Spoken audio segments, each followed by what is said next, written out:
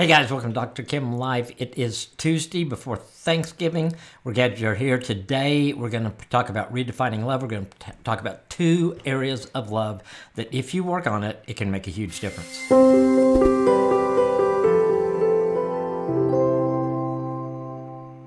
All right, good to have you guys here. A couple days before Thanksgiving. Hope you guys are preparing for a big Thanksgiving. We're having some family over. Just looking forward to it. I've had grandkids around all week. It's awesome. Great time of year. Love it, love it, love it. So today we're going to talk about a couple things with love. When we talk about redefining love, let's just talk about the word for a second. The word love is... we're going to talk about the word love being a verb. And what does that mean when we look at that and the word love being a verb? Do you ever feel there are days when it's just a little bit hard to love your spouse?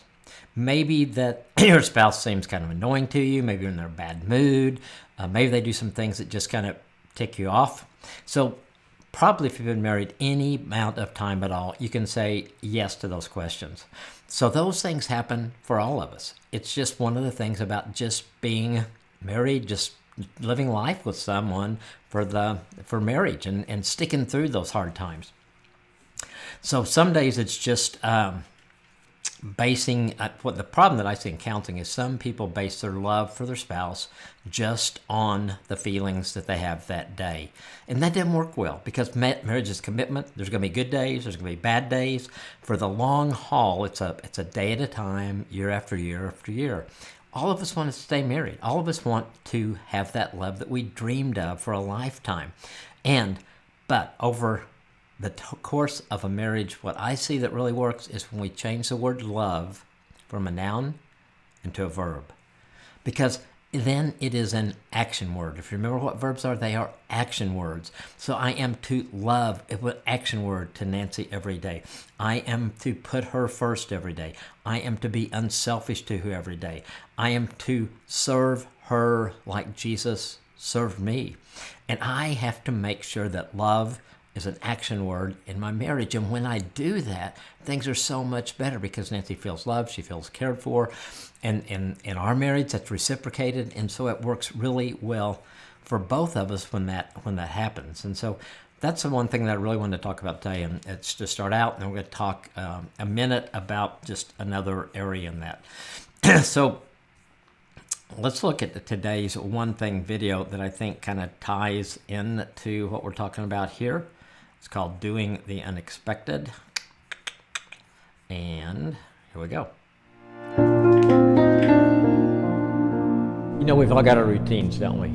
On the weekdays, my schedule's pretty consistent week to week, and Nancy's is pretty much the same too. And there's nothing wrong with routine. It helps most of us accomplish what we need to get done. What it doesn't do, however, is make us aware of opportunities to serve our spouse. Every day there are things I could do to help Nancy out. Maybe it's as simple as carrying the dirty clothes basket to the laundry room. It could be cleaning out her car for her when she needs that done for work the next day. Maybe it's calling her and offering to pick up dinner and bring it home so she can check that off her list. My routine can keep me from thinking about doing any of these simple but meaningful things. So I've started asking myself this question each day. What one thing can I do today to make her life easier? It gives me the opportunity to serve her and lets her know how important she is to me. Your one thing today, do one unexpected thing for your spouse today. So when we do that, when I can consistently do one thing each day for Nancy, it makes such a difference in our marriage. It makes a difference in just everything. And the thing is, it helps me be intentional about my marriage. It's helped me focus on my marriage. And that's what I want to do day after day after day. So if you guys have questions on the chat, we would love to have any questions that you guys have. I'll be love to answer those. Here's a couple questions that came in earlier. So what are some ways you can redefine love? This question that came in earlier because obviously, and I think that's a couple things. One, it's not just getting away from just this romantic feeling all the time. Now, we all love the romantic feeling, and we all want that to be a part of our marriage relationship. But we all know that feelings go up and down. And so when we're talking about love, if you base, okay, we have to be in love to be married, then that's going to go up and down. So you redefine it by saying, no, love is an action word. Love is who I am to my spouse. Love is how I treat my spouse. Love is what I do day after day after day that shows my love, makes her feel loved. And so I think that's the way you redefine love and get away from, the movies are great, romantic movies, Hollywood and all that. But you know what? The reality is those are fantasies, those are stories. The reality is love takes work day after day after day. But it's worth it. The payoff is worth it. Okay, great. Another question that came in, what can I do if I always feel annoyed with my spouse? Probably everyone has felt annoyed with their spouse at one time with another. One thing that helps me when I feel this way is to ask God to help me see her through his eyes, to think about what she may be going through that day. Why is she kind of grumpy today? Maybe why is she moody today? What's behind that? And when I do that, it helps me see that, it helps me look at it in a totally different perspective. And that's what I want to do. And so I think that helps. That makes a big difference like that. All right. One more question that came in, and I'd love for you guys live, if you have a question, to ask us. How can I serve my spouse like Jesus serves us? Great question, and I think the Bible is pretty clear because it talks about Jesus and his bride, the church. And how does he do that? He loves us unconditionally, which we can't do perfectly, but we can strive for that. I think some of the things we talk about, you think, God, I never could do that. Well, we don't want to lower the standard. Just keep striving for it, and with God's help, you can get better and better. And the fact is, if your spouse knows that you are working toward that, if you are trying more every single day, that should make a difference just in the whole thing in your marriage, just because of that. So Jesus loved us. Jesus cared for us. Jesus, he always met needs, that whatever the people who was around, what their needs were. And I think just looking at Jesus as our example, our role model, makes, if we treat our spouse like he treated those around him, like he treated and how he treated the people that he was in a relationship with. And ultimately, Jesus died for us. And so what does that mean for us? That means dying to self. In other words, not putting myself first. It's God first, Nancy second. And, I have to take care of myself too, but putting God first and Nancy second is a way that I do that. And it keeps me healthy, and it makes me a better person, makes me more of who God created me to be day after day when I do that. Second thing I want to talk about is love is cherishing. We talked about love is a verb. Love is cherishing. So we think about this whole deal that we know, we talk about a lot, that how marriage is such a gift from God, and that is something that we can embrace. And we are accountable to God as to how we embrace that gift.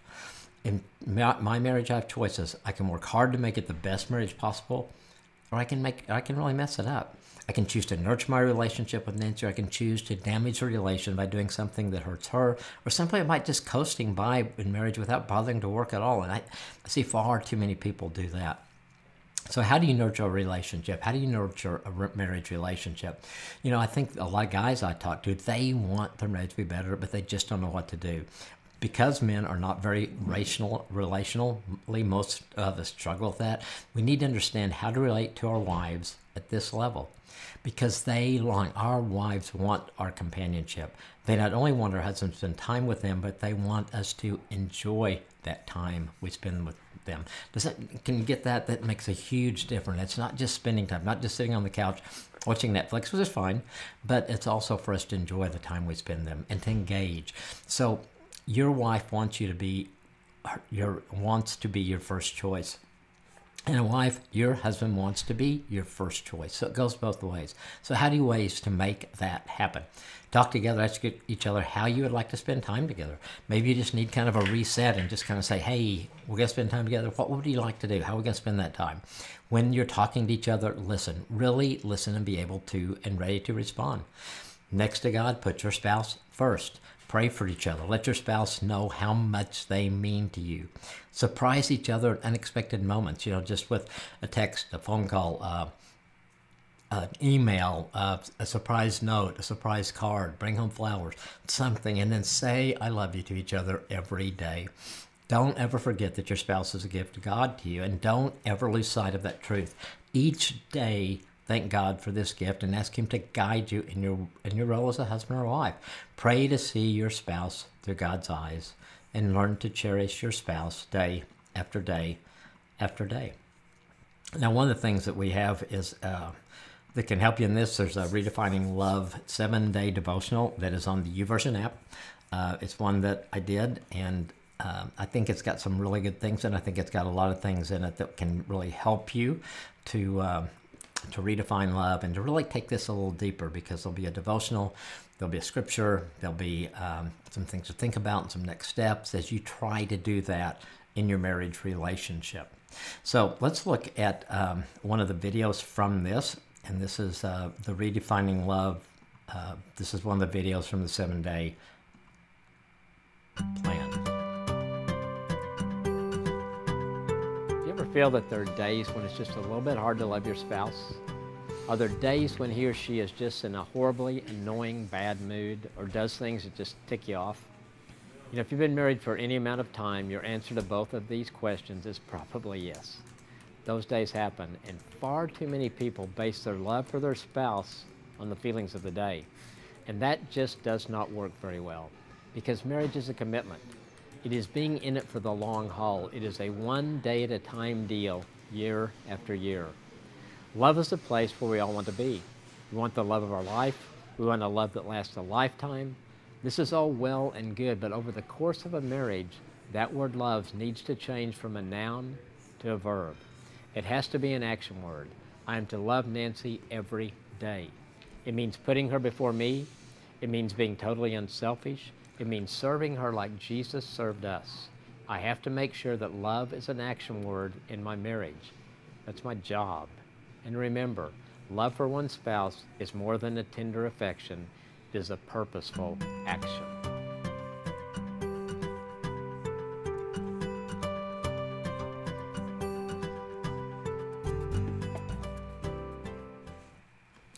Okay, I'd love for you to get that, look at that on the YouVersion app. There's also a lot of other plans that we have, over 30 plans. We're getting close to 1 million downloads or completions on those plans, which is amazing how God's using that in people's life and people's marriages. But you can just go on the Bible app and you go to plans and you can go to search and you can put in my name or Awesome Marriage or Redefining Love and pop up, and then you can see some of our other plans, and hopefully those things will help you over time. So, a couple more, if you have any questions, guys watching it live, we'd love to have those. A couple of questions came in that have to do with the husband being the leader and the wife being the follower. And I know in our culture today, it's hard for us to get our mind around that. Let me tell you what I think. I think that God made man and woman. I think our roles are both very important. The roles are kind of a symbiotic relationship. They're essential to each other. So a husband, I think the problem comes a lot of times as husbands, we haven't led well, and so our wives are reluctant to follow us. So, and some guys just haven't led well. So if you're a wife in that position, one, as a husband, I think you want to encourage him to lead, and then you got to give him the opportunity to do that. So what does it mean to lead? I don't think it's that hard a deal. I think we make it harder than it is. I think it's just, one, trying to model stuff after Jesus, trying to watch over our family, try to make good decisions, try to value your spouse and her input. You know, when we make decisions to make, we sit down and talk about it. I listen to Nancy, she listens to me, we pray about it, and then usually we come together and we're both on the same page with something. There have been just maybe a handful of times over our marriage that we just couldn't get there, and I felt it was my role then to make that decision. Were all my decisions perfect? No. But I think when Nancy knew that I had talked to her, listened to her, prayed about it, she was very okay with me going ahead and making that decision at that time. And I think that's the whole deal. When you lead, that doesn't mean you're a dictator. What it means is that you value your spouse, you value her input, and then you put that together in the decisions you guys make as a couple.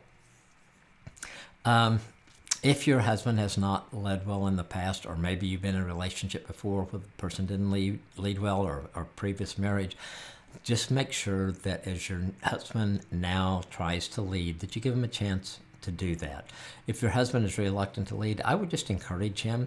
He could get Christian counseling. He could get in a men's group and be around other men that are trying to do the same thing and trying to do well at that.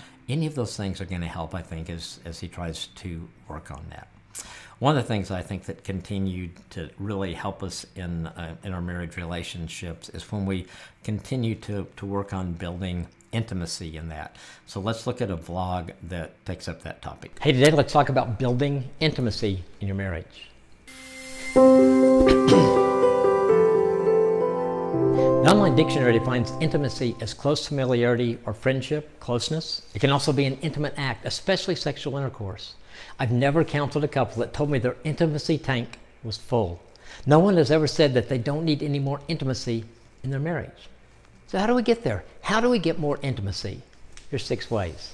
Number 1, be as unselfish as you can with your spouse. Ask God daily to help you love your spouse the way he or she needs to be loved by you.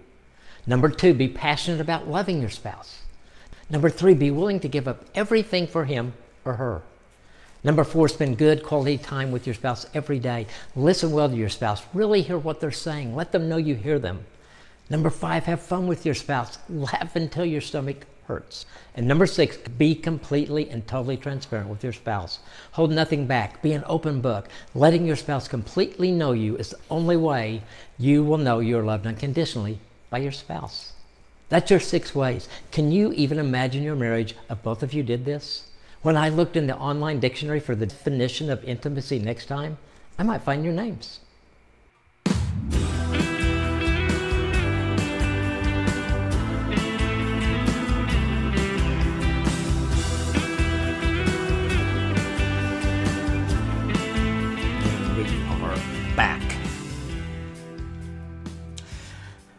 You know, we have, I don't know how many videos we have on YouTube, over 1,100, something like that, on all different areas of marriage. Now we're getting them categorized into playlists. The vlogs are in a playlist. The one thing videos are in playlist. And so you can go, if you want to watch this again, maybe you want to jot down what it said, you can go to Awesome Marriage YouTube channel, and you can click on playlist, and then you can click on vlogs, and you can find that one there, and along with the other, which is this one was building intimacy, how to build intimacy in your marriage. So you can pick up. Most of the videos are short, so quick, they're to the point, and they give you some great next steps for you to do as you work on your marriage and as you improve your marriage relationship. So hopefully you guys will take advantage of that. Okay. Okay, great question. Is date night a good time to sit down and discuss expectations? Should major topics be discussed during this time, or is it just a time for fun? I think you can do 2 ways. I think definitely you want to have date nights that are just for fun and then need to be defined that way, and both of you agree to that. It's also okay to set aside a night that maybe you just go somewhere quiet, maybe you're going to have dinner and you're going to talk about some expectations. You're going to talk about some of those things. If it's defined, then that's fine. I think you can also, what we would usually do, honestly, we would have those discussions at home. Maybe when the kids were around, we would do it after they were in bed or when they weren't there, where we could really talk about things, try to talk through things, and we tried to hold our date nights pretty sacred for just having fun, enjoying each other, growing our relationship. That's what we did, and that worked well for us. So probably that would be my first choice, that you talk about those things together at home, or maybe go somewhere to a quiet coffee shop to do that, but then have your date nights to just really enjoy each other and have fun. So thanks for that question. Great question. Great question. So a couple of last questions that came in, and we'll take any more that come in on the chat live. Love to do that. I feel like I'm not heard or listened to in my marriage. How can I change this? Listening is probably the hardest thing that we have to do in the whole communication thing, but when we listen well, that's what really makes a difference, right? So I would say this. I would talk to your spouse. I would say, just what you said, say, I don't really feel listened to, and when I don't feel listened to, I don't think you care, or I don't feel like I'm valued. I want to feel valued. I know you care about me. I want to feel that way. Can we work on that? And really, it's just active listening. It's just paying attention when your spouse is talking. It's being able to say back to them in your own words what they said, so that they know you heard them, and they know and then that you understood. And so if you say something back and it wasn't what they meant, then they can clarify that. But learning to listen well in your marriage is so important. Last question that came in here: how is a marriage relationship nurtured? Marriage relationships are nurtured by doing something intentional, positive for your marriage every single day. It's the saying, I love you. It's the hug. It's the showing respect. It's not overreacting. It's choosing your battles well. It's worshiping together and praying together and doing a YouVersion plan together. All of those things together nurture your marriage, and they will grow your marriage, and it will help you get to the marriage that you want. And all of us want that marriage that's going to last forever, that marriage of a lifetime. Next week, we're going to talk about the third part of the 7 Secrets series, which is going to be on balance and mingle. How do we put balance in our marriage? How do we put balance in our marriage relationship? And because we know in our culture today, there's so many things that fight against us having balance in our relationship and in our marriage.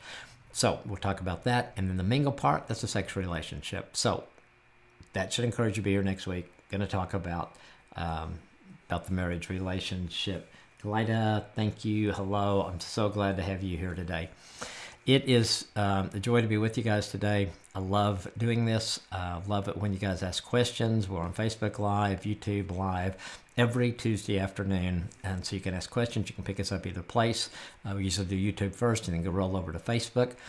Same topics, but sometimes the questions are a little bit different. So we'd love you join us over there. I hope you guys have a great Thanksgiving, and we'll see you next week.